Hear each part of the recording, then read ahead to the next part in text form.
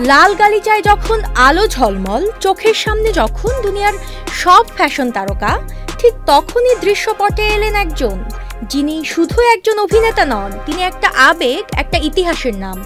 শাহরুখ খান।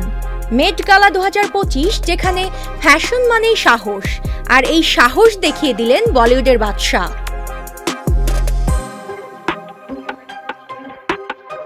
প্রথমবারের মতো শাহরুখ খান পা রাখলেন মেট গালার রাজশিক মঞ্চে, আর সঙ্গে নিয়েই এলেন ভারতীয় ঐতিহ্যের সম্মান।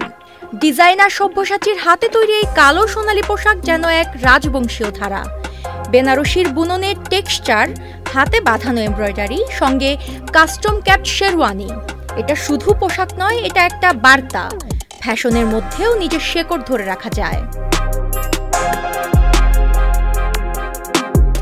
যেখানে বিশ্ব তারকারা পাশ্চাত্য স্টাইলে ভরপুর, সেখানে শাহরুখ খানের এই আত্মবিশ্বাসী ভারতীয় ঐতিহ্য ভিত্তিক উপস্থিতি যেন ছিল এক বিপ্লব। শেকড় থেকে শিখরে। বিশ্ব মিডিয়ায় এখন একটাই নাম, Shahrukh Khan, the king who brought India to the met. Twitter থেকে টাইম ম্যাগাজিন সবাই বলছে এই গালা শুধু একটা ইভেন্ট নয়, এটা একটি মাইলস্টোন। তিনি শুধু অভিনয় করেন না, তিনি সময়কে জয় করেন। তিনি শুধু স্টাইল করেন না, তিনি ট্রেন্ড তৈরি করেন।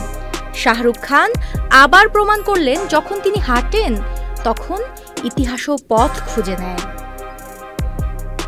UK Asha, channel I.